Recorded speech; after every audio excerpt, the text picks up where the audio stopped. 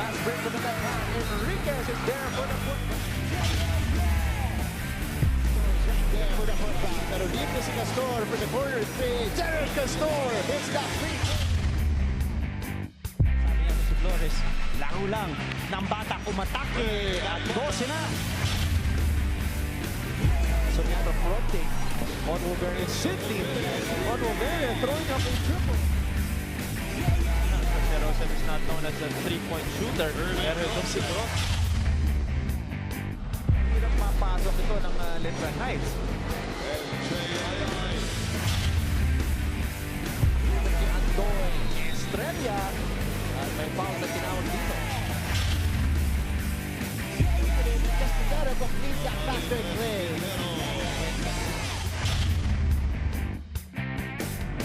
Down low to Ilagan. Ilagan for three. Ilagan is on fire. Long distance three. Ginamitan pa ng bantay. Lista mo na.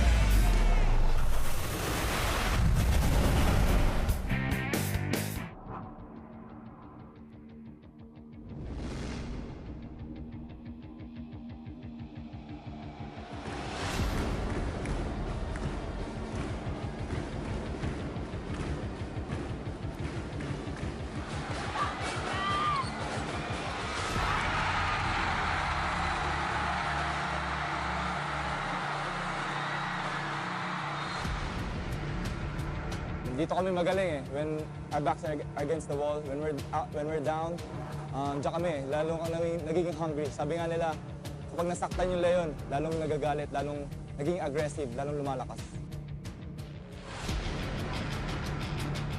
Ngayon, ginagawa namin motivation yung pagkatalo namin against Lyceum.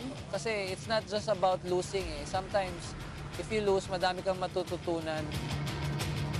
The only advantage that we had from then on right now against LPU is really our championship experience.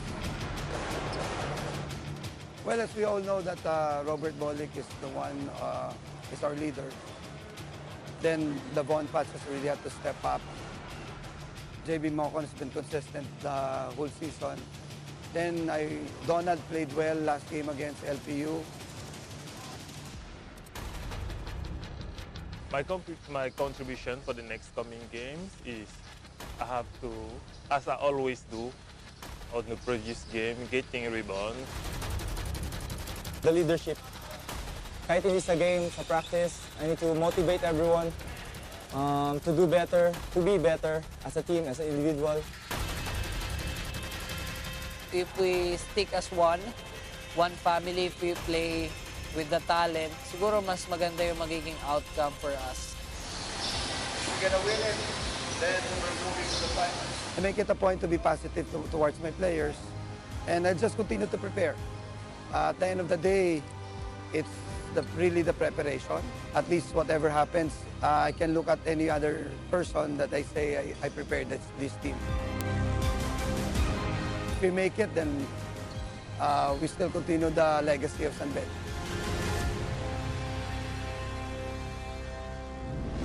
And LPU, the Pirates are on the verge of sweeping the elimination round. If they win this ball game. And it is official! Woo! Kasaysayan para sa LPU. They will go to the finals of the NCAA. What a story!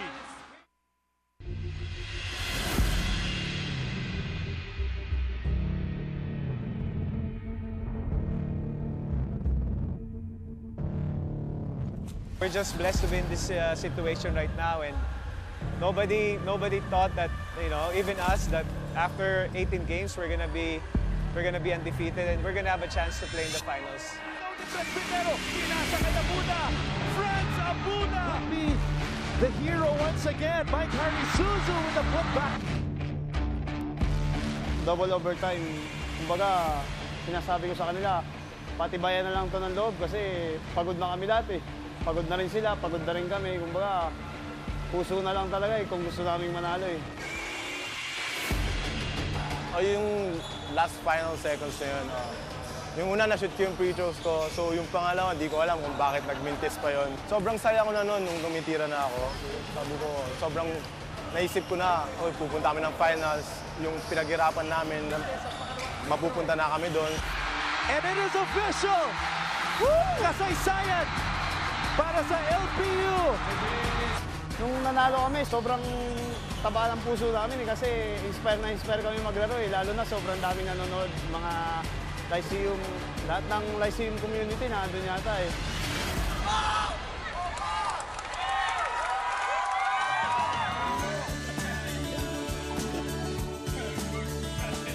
The break is giving us more time to bond as a team. It's giving us also more time to help others. You know, we've been going through a lot of activities concerning of giving service. Kami outreach program kami. Banding kami doon, pakain kami sa mga bata. Yun.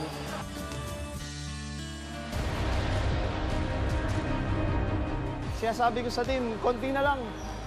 Konting-konti na lang para maabot natin yung championship kasi sobrang saya Yung paglalaro namin together talaga, yun na lang talaga yung ididikdik namin na, na bread and butter namin para makalusot din sa finals. You know, the 18-0 is not a testament of how strong we are.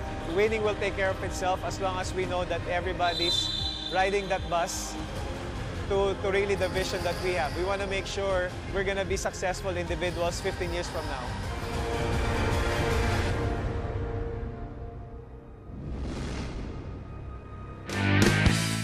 Makasaysayang Araneta Coliseum sa Cubao, Quezon City. Dito nakilala ang ilan sa mga alamat sa larangan ng palakasan. Patuloy ang ating kwento tungkol sa mga magigiting na manlalaro na nagsisikap upang makumpleto ang kanilang misyon na makamit ang kampyonato. Kaya naman ang ating tanong ngayong araw, sino ang bibida at magiging bayani sa huling kabanata ng Season 93 ng NCAA? Viva Pirata ang sigaw ng LPU community. Animo San Beda naman ang sigaw ng mga bedista. Ito po ang best of 3 final series sa Season 93 ng NCAA. So many names, so many champions have been made inside this historic venue. And for the first time, the LPU Pirates will be playing in this type of atmosphere sa kanilang pagharap kontra sa 20-time champions ng NCAA at ang defending champions ng ating liga, ang San Beda College Red Lions. Binabati po namin ang lahat ng aming mga kapamilya na nakatutok ngayon sa pamamagitan ng SND at aming mga kapamilya na nakatutok from all over the world sa pamamagitan ng The Filipino Channel and wherever you are watching via live streaming sa sports.abs-cbn.com. Ako po ang inyong lingkod, Anton Rojas, and joining me are legends who are very familiar with this type of atmosphere in this venue as well. To my far left, one of the greatest shooters in Philippine basketball history, Renren Ritualo. And in between us, we have our guest analyst for today, Gilas Pilipinas captain, the Mighty Mouse, and now Ala Pilipinas head coach, Jimmy Alapag. And Coach Jimmy, recently you were able to coach against San Beda and LPU. What can you say about these teams that are facing off here in Game 1 of the finals? Well, ngayon, Anton, as you can see, we have the two best teams for Season 93 in the NCAA. And just recently, Ala Pilipinas was able to play both San Beda and Lyceum in tune-up games. And it's obvious for this season that these teams have taken on the personality of their head coach. You look at San Beda, Coach Boyett during his time was one of the best three-point shooters. And here they are this NCAA season leading the NCAA in three-point shooting. On the other side with Lyceum, you look at Coach Topex, one of the great on-ball defenders of his time. Him and I, played against each other many times. And you look at their style of play, just relentless pressure, great on-ball defense, very similar to their head coach. Grabe yung mga sinabi mo, Coach Jimmy. Alam na alam natin, Renren, kung gaano katindi ang dalawang kupunan na ito. Yes. We covered both of the games na saan lumahok ang Yes. LPU Pirates at ang San Beda Red Lions, lalo na yung double overtime matchup, napakatindi at napakabigat ng bakbakan na to. Oh, laging dikit yung laban nila. Even in the round 1 and to the round 2, sobrang dikit. Sabi mo nga, nagpunta tayo sa double overtime na pwede nang ipanalo sana ni Robert Bolick in the first overtime where he split his charities. But in the second overtime, we went to the second overtime, lumamang pa ang San Beda. Pero they have to close out the game. Itong si Maikari Zuzu at saka si CJ Perez and Raymar Caduyak stepped up, hit his charities. Hindi na nila gustong magkaroon ng third overtime because pagod na daw sila. Katulad ng interview kanina. At nakikita natin ang kapitan ng LPU, si Jesper Ayaay, isa sa mga main protagonists dito sa ating bakbakan. And of course, our cast is not complete without our courtside reporters reporting for LPU. Makakasama natin si Roxanne Monte Alegre, ang kilalang diwata ng SNA. At syempre, ang brains behind the bench na si Siege Tantenko reporting for San Beda College. We will talk to them very soon. But Coach Jimmy, I'll go back to you. Let's talk about this matchup. Let's talk about LPU and San Beda, starting off with the Red Lions. And one of the players na talagang nagsistep up para kay Coach Boyet Fernandez ay ang kanilang power forward. San Beda has a history of great power forwards to come out of their basketball program. But before that, let's go to the elimination round and check out the action right here. And we see the fast pace of this game. Nakikita natin, Coach Jimmy, Robert Bolick, very relentless. Mike Harry Zuzu as well. And we can feel the intensity right now. Absolutely. Again, it's the finals, and going back to the regular season, Lyceum with great momentum going to the finals, riding an 18-game winning streak, undefeated. It's going to be important for San Beda to step up to the challenge and try to get this first win. At nakikita natin yung round 2, which we covered, Ren, napakatindi, and we cannot forget the performances of some of the stars in that game. Pero gustong makabawi ng mga bedista, lalo na itong si JV Mocon. I was talking about the lineage of power forwards from San Beda, Yusuf Aljamal, Jake Pascual, Kyle Pascual, Art de la Cruz. It is the time now of JV Mocon to show what he can do on the big stage. And in his last game kontra sa San Sebastian, a do-or-die contest, his best game of the season, best game in his collegiate career. Absolutely, Anton. JV stepped up in arguably their biggest game of the season. Came up with a season-high 23 points, a monster 22 rebounds, and an incredible 5 blocks that showed not only was he helping on the offensive end, but grabbing yung defensive siya sa defensive end with the 5 blocks. And Jimmy, dadagdagan ko lang yung sinabi mo sa assists. Si JV ang nag-iisang big man na kasama sa top 10 dito sa NCAA, averaging 3.6 assists per contest. Patunay na talagang nag-e-evolve ang laro nitong si JV Mocon. Ngayon naman pag-usapan natin ang pinakabagong MVP ng liga na si CJ Perez. This guy was supposed to be the replacement of Kiefer Ravena in Ateneo. He was his understudy, pero bumalik siya sa NCAA. He used to play for San Sebastian, and he has become a legitimate superstar, an MVP dito sa season 93. He's loving the LPU Pirates. Itong si CJ Perez, number 1 in the NCAA in scoring, 19 points per ball game. Of course, he can rebound that basketball. He can also assist. And the most important thing, he can play defense. He's averaging 2 steals per ball game. So, package deal talaga tong si CJ Perez. Kung ano man yung ilagay mo sa stats, meron siyang ilalagay doon. Every time, he's gonna fill up the stats. He's gonna be the leader inside the floor. Siya yung number 1 sa pagdating sa intensity at hustle. At siya unang-una makakakuha ng bola. Asahan mo yan. Yan ang gustong makuha ni Coach Tobex Robinson. CJ Perez, the number 1 scorer in the NCAA and number 1 as well pagdating sa steals. Ngayon, dahil kasama ko nga si Coach Jimmy Alapag at si Renren Ritualo, we will break down this matchup further and go to the to-do list of Renren Ritualo. He calls it the rain check. So Renren, kindly break it down para sa lahat ng mga nakatutok ngayon. Well, San Beda must control the tempo, protect the paint, and keep that ball moving, and of course, take care of that basketball and limit their turnovers. You know, Ren, it's going to be so important for San Beda to control the tempo because with LPU, they're the number 1 team in the NCAA scoring points off of turnovers. They're relentless. The relentless pressure that they put on their opponents is going to be really important for San Beda to control the tempo and move that ball so that they can go ahead and take those three-point shots that they've been so great at this entire season. Yes. Itong LPU naman, ang kailangan nilang gawin, well, 18-0 sila. They have to keep on pressuring that basketball. Control the boards. Alam natin, #1 sila sa boards. Of course, locate the shooters of San Beda. Like Coach Jimmy said, San Beda is #1 in 3-point field goals percentage. So they have to locate those shooters. And of course, ito yung pinaka-importanting ginagawa nila. Forcing turnovers, they have to keep pushing that basketball and attack. They're #1 in inside points, like Coach Jimmy said also. #1 in inside points, so they have to keep on attacking that rim. Coach Jimmy, anything you want to add to what Coach Renren just mentioned? LPU? I agree, Anton, with Coach Ren. LPU has made a living this NCAA season with their pressure. And it's going to be important that they continue to stay with that aggressive, relentless pressure, try to force San Beda into turnovers, get out in the fast break, which is where they're at their best. You also mentioned some statistics earlier. LPU, just a side note, is #1 in 13 out of 21 statistical categories dito sa Season 93 ng NCAA. Very impressive. And of course, we have to go back right now to our courtside reporters, Roxanne Montealegre and Siege Tantenko, to tell us how everybody can get involved with our discussion today. Roxanne, Siege? Hi Anton, hi Renren. Coach Jimmy, welcome to our team for today. Kagagaling lang namin ni Rox sa dugout and kitang-kita namin both of our teams raring for action at excited nang lumaban, di ba Rox? Yes, that's right, Siege. At syempre right now, gusto ko muna i-welcome ang ating mga kapamilya na sumubaybay sa atin sa simula pa lang ng journey dito sa Season 93. At syempre, if you want to be part of the history in the making, this is the right moment for you. Yes, just answer our question of the day. Sa tingin mo, ilang games aabot ang ating finals?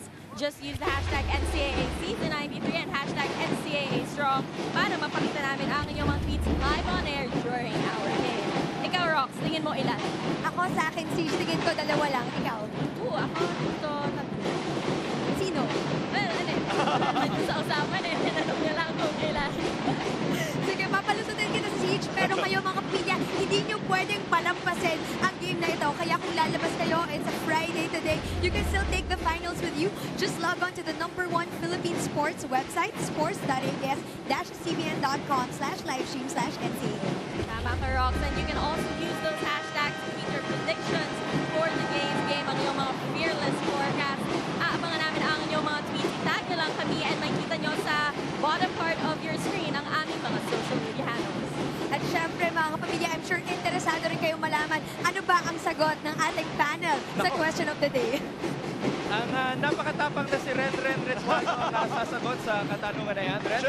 Siyempre gusto ng fans, hanggang Game 3 tayo para masulit talaga yung final series. Hanggang Game 3 pero Yes. no overtimes.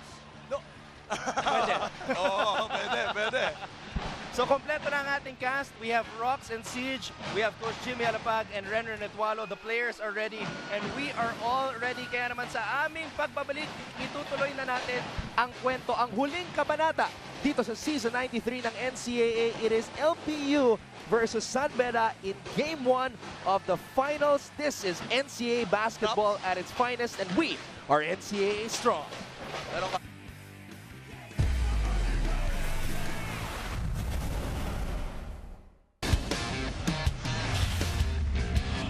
Joe Presbitero, point guard. Juan Potts, shooting guard. Robert Bolek, point guard. JV Mocon, power forward. Tang Papier, center. Nino Ibanez, point guard. Jeff Santos, shooting guard. CJ Perez, shooting guard. Jess Peraya, shooting guard. Mike Harry, center.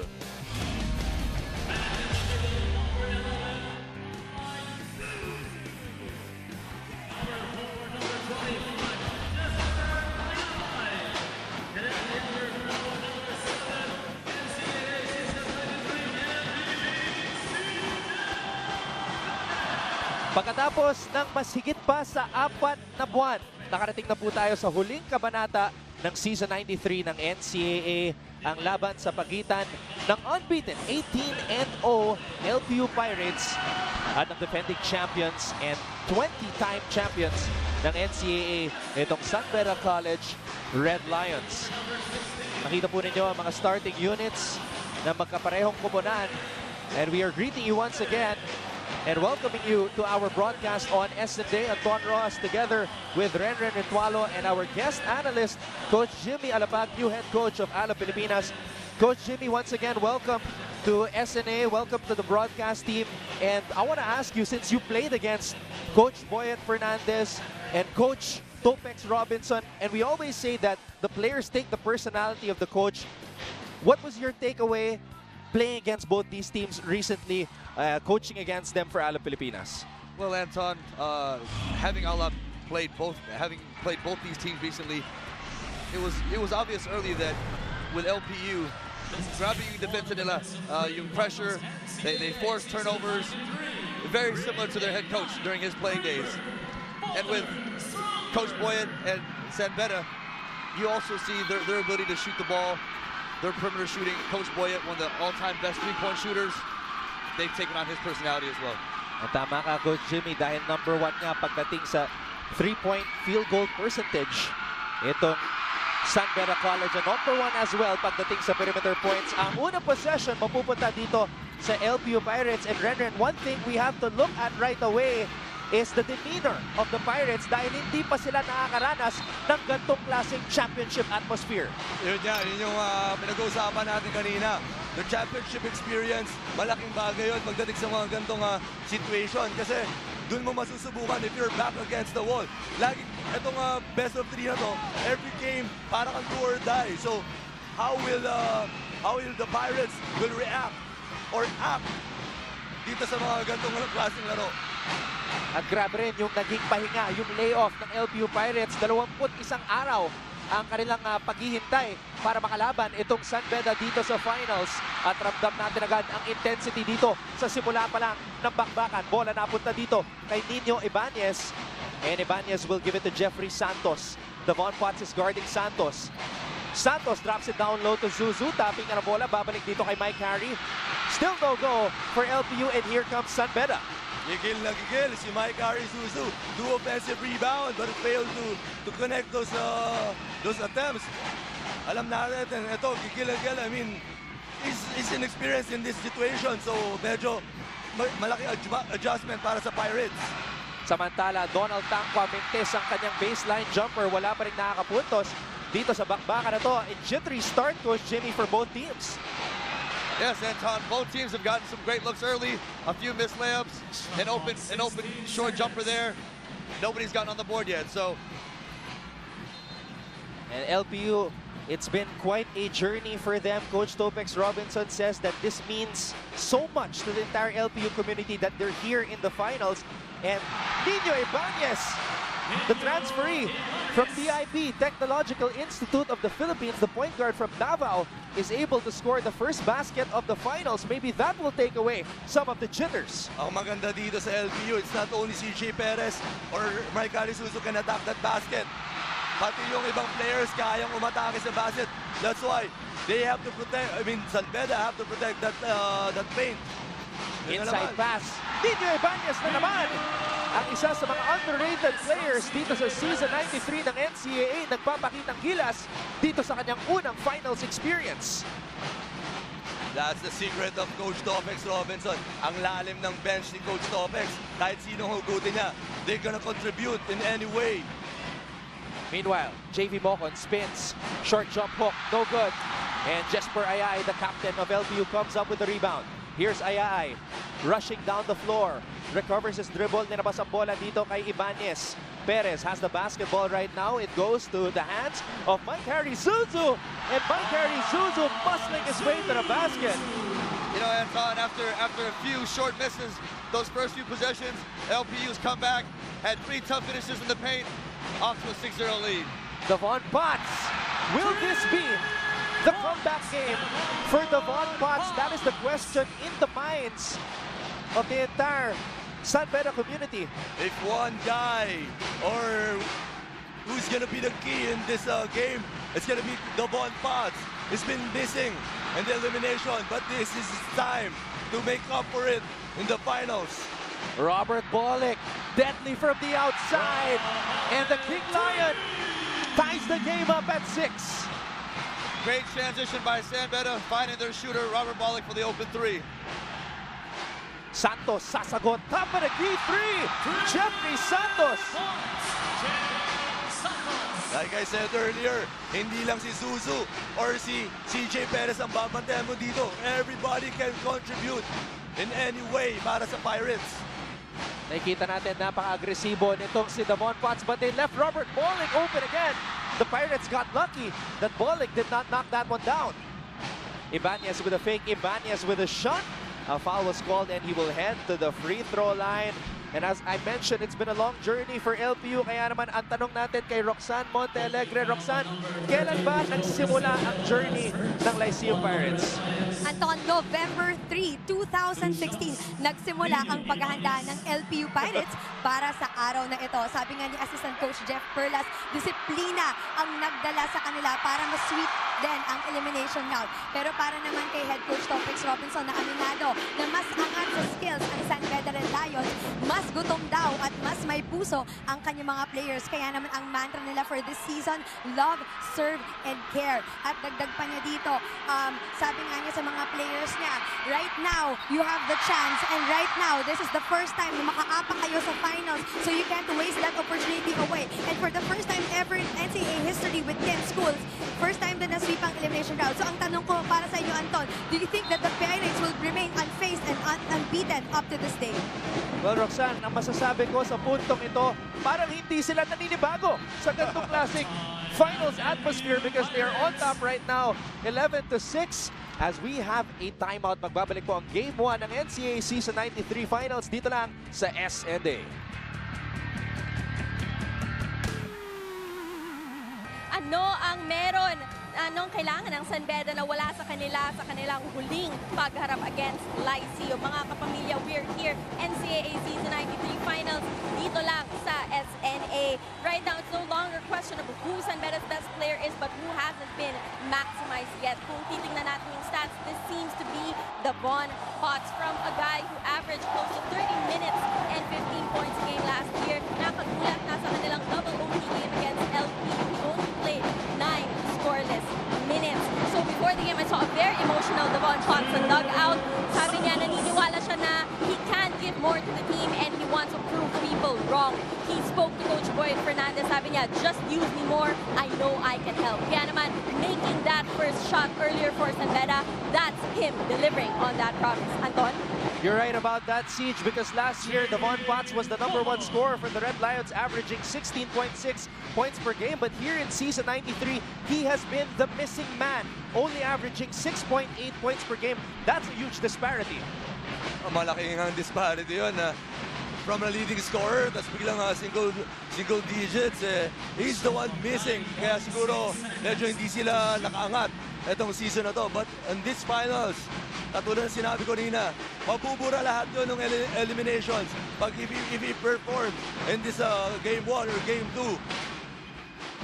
Devon Potts was taken 18th overall in the recent PBA draft. And Coach Jimmy, what does it take for a player as talented as Devon to snap out of a funk like that?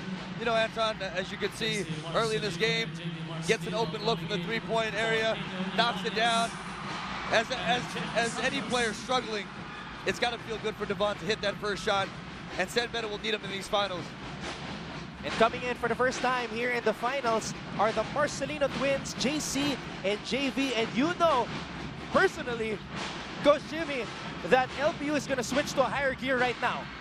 Absolutely, Anton. Again, with the Marcelino twins, their ability to pressure the ball, grab yung pressure nila, you can expect this game to get even a little faster than here at the start. And Robert Bollick screaming for a foul, nothing called. And here come the Marcelino twins. CJ Perez has the basketball. It's a mismatch against Donald Tangwa. Binalik ang bola dito kay JC Marcelino. JC Marcelino floating it up and in. Kakapasok lang ng twins. Positive kagad ang binigay nila. They made a steal on the other end. And the other end, sila din ang sumut. And the Marcelino twins are playing inspired basketball today because their mother is watching their game for the very first time as we see Devon Potts knocking down another triple. 2 out of 2 from the 3-point area. Ito si Devon Potts. He really needed that. Katulad sinabi ni Coach Jimmy kanina, if you're struggling, you're very happy if you're gonna make that first attempt. Meanwhile, Mike Harry Zuzu scores his second field goal, and Devon's confidence definitely improving right now, asking for the opportunity for more minutes, and Coach Boyet giving him those minutes right now. Meanwhile, we see a fadeaway by JV Marcelino asking for a foul not called, and Bolling has the basketball. Robert Bolling. Bolling for a screen. Here comes Donald Tangwa. Robert Bolling decides to drive. Robert Bolling fouled hard. And that's a foul that you will only see in the finals. Hard foul by the captain. Oh, that's a playoff foul. Ganun talaga, no easy points. At nakikita natin ang kanyang galaw. Itong galaw ni JC Marcelino sa ating final Nutriam. Galing move off the quarter. And there's that foul by Ayay on Robert Bolling.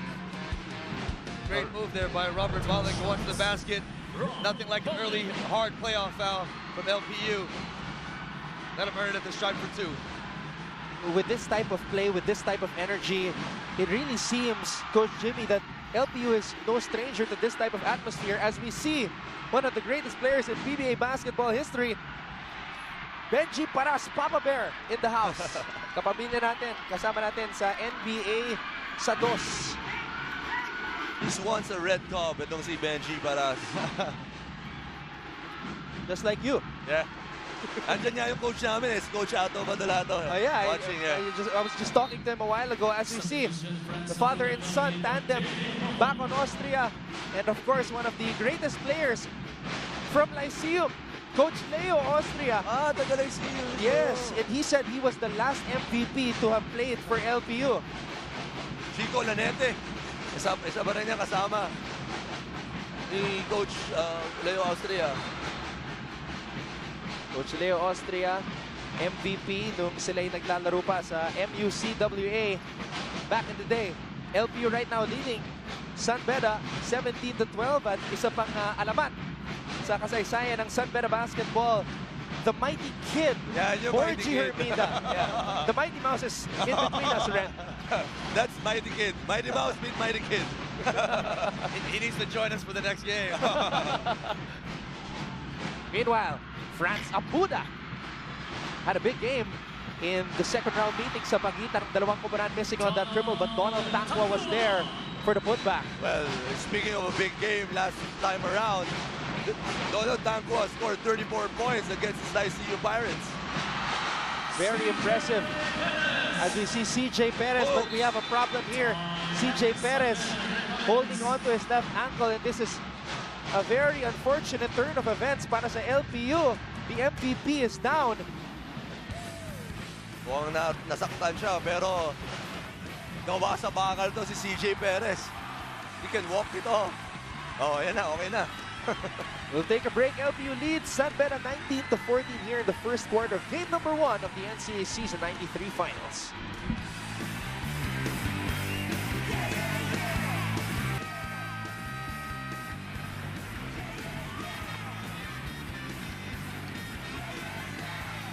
One of the few basketball players in the Philippine collegiate basketball scene to have won a championship in the UAP and the NCAA. He is Robert Bolling, ang pambato ng Ormoc City, at grabe yung pinakita niya sa kanilang huling laban kontra sa San Sebastian. 21 points for Robert Bolling, but aside from that, stats across the board. Coach Jimmy, rebounds, assists, and steals. You know, Anton, Robert Bolling is such an important piece to the San Beda puzzle. It's going to be important for him to continue that great play. Last game, 21-4-4. He'll need a similar output in game 1 here in the finals against Lyceum.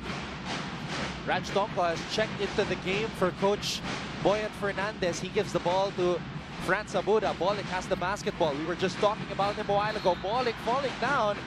Tinawagan ng traveling itong si Bolling.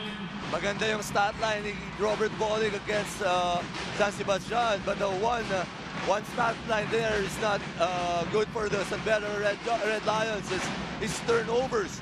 He leads the team in turnovers with 5 turnovers. I recognize some of those players on the bench, some San Beda legends, Baby Shaq, JR Taganas, and one of the power forwards I mentioned earlier, Yusuf Al-Jamal. Jamaica also. Good Jamaica rin. The man who led San Beda to the championship last season, season 92. Yung mga players na gumawa ng pangalan dito sa NCAA, muling nagbabalik sa pinakaunang liga para sa mga student athletes ng Pilipinas. Here comes JC Marcelino, shoots a three. It is short, CJ Perez, and he looks okay. But after I say that, he misses an air ball, CJ Perez. A good sign though, he's up and running. Yeah, they really play like that. I mean, they're really aggressive. They always crash the offensive boards and put it back there. But that time, he opted to put a three-pointer short nga lang. At napakatindi ng pressure na nakikita natin dito, Coach. And you know, even with that shot, you have to like the pace that LPU is playing with. They forced San Beda to some early turnovers, got some buckets in transition. I'm sure they want to keep that up as the game progresses. I'll tell you what, speaking of aggression, both Donald and Mike Hardy have taken elbows from each other. And they're actually good friends. They both hail from Yuante in the Republic of Cameroon. Pero kung hindi mo kilala ang dalawang ito, isipin mo na baka magkaaway itong si Donald at si Mike Hardy. There are no friends inside that floor. Alam natin yun. Magkakaaway tayo pagdating dyan sa loob ng basketball court. Robert Bolick drawing a foul as he will head back to the line for two. A Vivo clear shot of the game. Bakgaan to the max ang ating nakikita dito sa pagitan ng mga sentro ng LPU at San Beda. Last game, last time around, he scored 34 points, all inside that lane. Ito si Donald Tangwa, one-on-one sila ni Mike Harry Zuzu. I think Zuzu scored 27 points. Both of them got double-double. Career highs for both of them. Donald Tangwa had 34 points and Mike Hardy had 27. Coach Chito Pistolero Victolero and Coach Yong Garcia beside him. Members of the last Mapua Championship team here in the NCAA. At dikit ang ating bakbakan, just 1 point separating the two teams. LPU holding on to this 19-18 lead. Jeric Serrano, pinasa sa loob. Ayay is smothered. And it's a wrestling match for the basketball right now. Abuda looking for a teammate. And the ball will stay with LPU. Great defense there by San Beda. Dropping into that zone, trying to slow down the pace of the game. And trying to slow down LPU. I think their challenge them to shoot from the outside. But you know, LPU, they're gonna go inside that zone. They're gonna attack that zone. And speaking of attacking, there it is. The captain of LPU, Jesper Ayay, scoring on that drive. Under a minute to play dito sa game number 1. At tuloy pa rin ang depensa na pinapakita ng Marcelino twins, JC and JV, with their mother in attendance for the very first time in their collegiate careers. A scramble for the loose ball. Clint Doliges picks it up. Pinasa ang bola kay Bolick. Bolick for three. Donald Tangwa with the rebound and a putback. He's gonna have a field day to si Donald Tangwa, especially Mike Harry Zuzu is on the bench riding with Coach Thomas Robinson. Raymar Kaduyak, umatake, Kaduyak. Changing a shot in the air.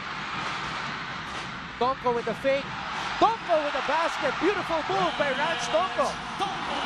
What a move by Raj Tonko. He was smart enough to finish that play. And Jesper Ayay unable to put it down as the buzzer sounds. Ibang klaseng bakbakan ang ating napapanood sa pagitan ng San Beda at ng LPU. The Red Lions lead the Pirates 22-21 as we take a look at the highlights. Coach Jimmy, what is your reaction to the atmosphere here in the NCAA and the show that these two teams are putting on? You know, Anton, nothing like being in the finals. And obviously with the two best teams from the NCAA this season, they haven't disappointed here in the first quarter. San Beda up 1, taking a page out of LPU's book on that last possession, creating the turnover, getting out the fast break.